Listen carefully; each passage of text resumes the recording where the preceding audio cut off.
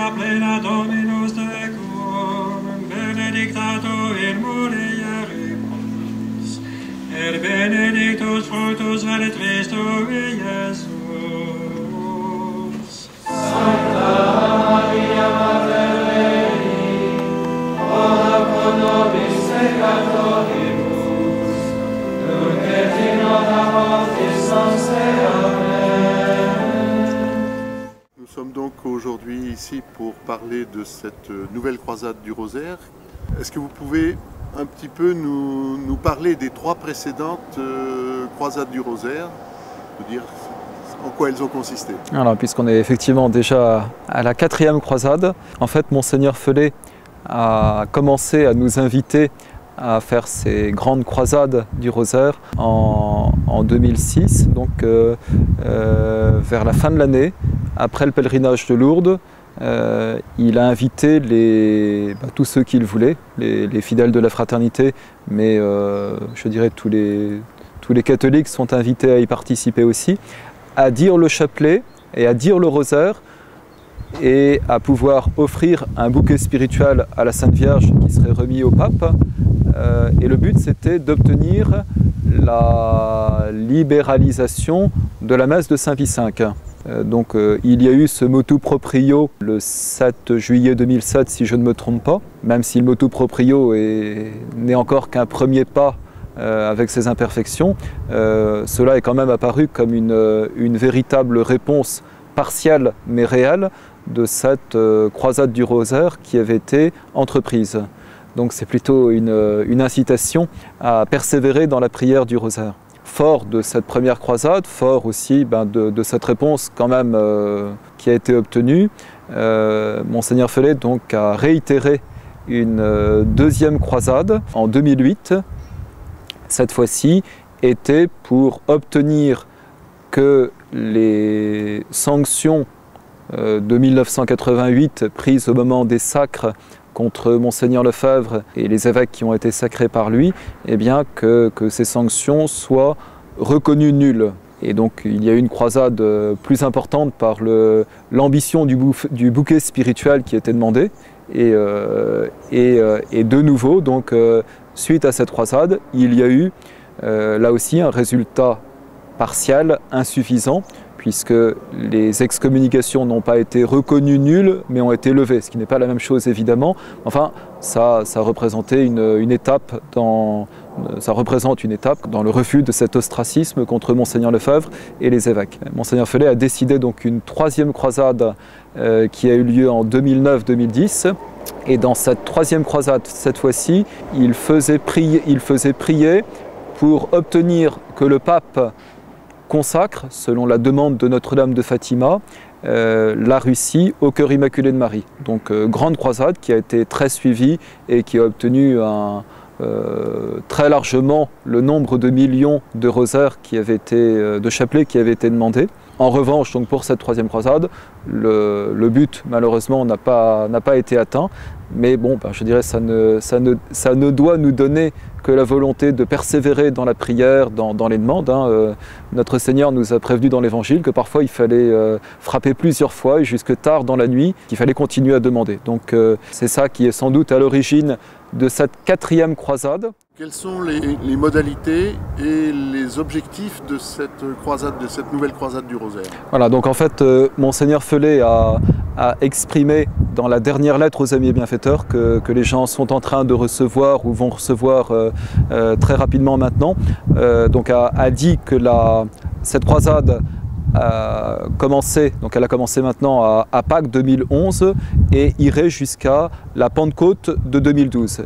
Et je crois que le mieux est que je vous donne exactement les expressions qu'il emploie pour dire les intentions. Aussi, demandons de tout cœur l'intervention de notre Mère du Ciel afin que cette terrible épreuve soit abrégée, que la chape moderniste qui enserre l'Église depuis Vatican II au moins soit déchirée, que les autorités accomplissent leur rôle salvifique auprès des âmes, que l'Église retrouve son éclat et sa beauté spirituelle, que les âmes dans le monde entier puissent entendre la bonne nouvelle qui convertit, recevoir les sacrements qui sauvent en retrouvant l'unique bercail. Nous comptons sur votre générosité pour réunir à nouveau un bouquet d'au moins 12 millions de chapelets Et là, il résume, on peut dire, les intentions pour que ce ne soit pas trop complexe pour chacun.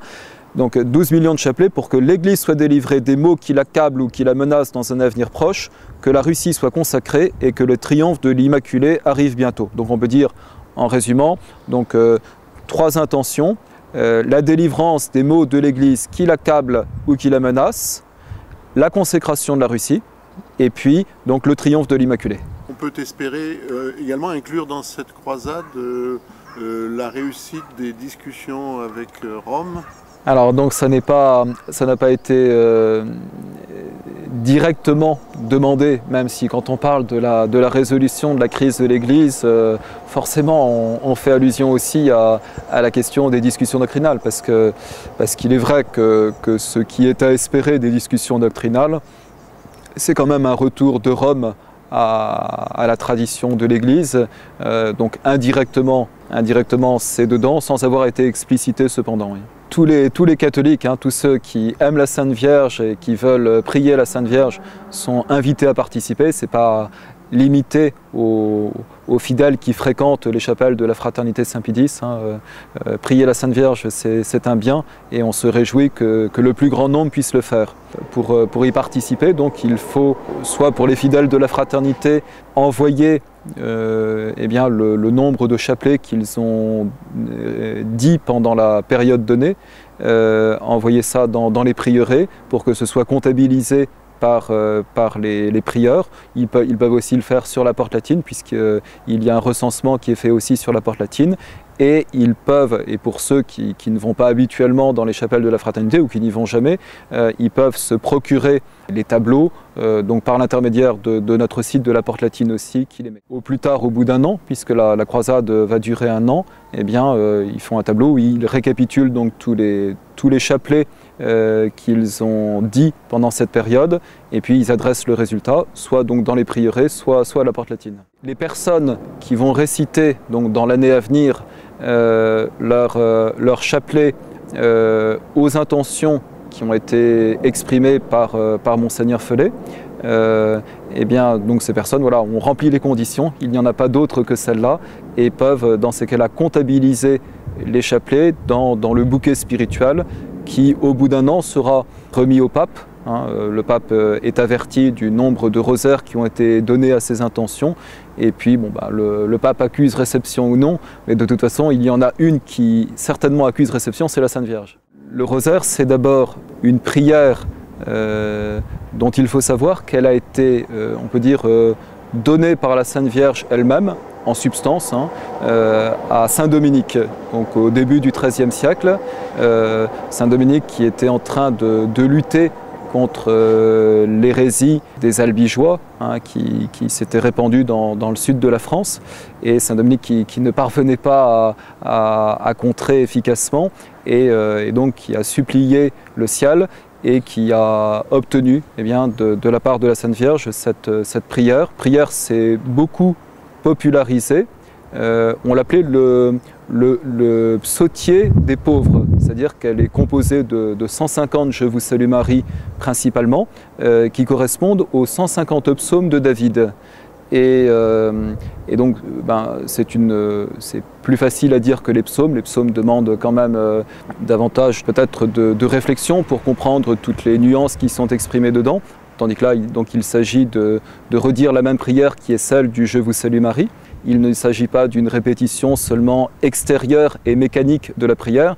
Il s'agit vraiment d'adhérer de toute son âme à la connaissance et à l'amour des mystères de Jésus-Christ, qui sont successivement en 15 tableaux contemplés pendant le rosaire. Le rosaire se décompose en 15 mystères qui sont comme une sorte de fresque de toute la vie de notre Seigneur Jésus-Christ, depuis l'Annonciation, premier mystère, jusqu'au couronnement de la Très Sainte Vierge Marie au ciel, qui est le 15e mystère, et on va dire donc un Notre Père, dit Je vous salue Marie, ensuite le Gloire soit au Père, et au cours d'une dizaine, chacun est invité à méditer sur la scène qui est contemplée, donc premier mystère joyeux, l'Annonciation, et puis a également demandé ce qu'on appelle le fruit du mystère, c'est-à-dire une vertu qui plus particulièrement est associée au mystère qui est contemplé.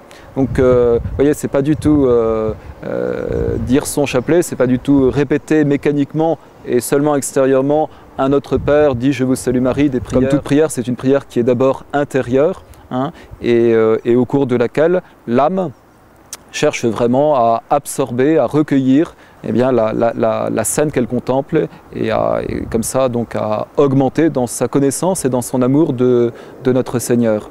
Donc il y a de grandes promesses qui ont été faites par la Sainte Vierge à ceux qui disent leur rosaire, en particulier à un dominicain qui s'appelle le bienheureux Alain de la Roche. Et donc Notre-Dame a fait de grandes promesses pour bénir la prière du rosaire, dire que c'était en particulier un grand signe de prédestination que de dire son rosaire chaque jour. Ou ceux qui trouvent le rosaire un peu long, ce qui peut se comprendre, tout le monde n'a pas la possibilité de le faire, mais de dire au moins son chapelet tous les jours. Et puis donc il y a aussi de très grandes victoires qui ont été obtenues par l'Église grâce au rosaire. On pense en particulier à la célèbre victoire de Lépante sur les musulmans.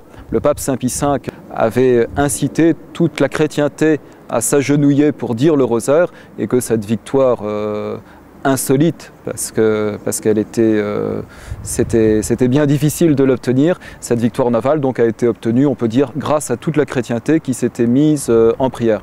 Donc s'il y a eu Lépante en 1571, on peut espérer les meilleures choses pour notre temps en étant bien fidèle à la prière du rosaire. Ave Maria, gratia plena Dominus tecum, benedicta tu in mulieribus, et benedictus fructus ventris tui, Iesus. Sancta Maria, Mater Dei, ora pro nobis peccatoribus,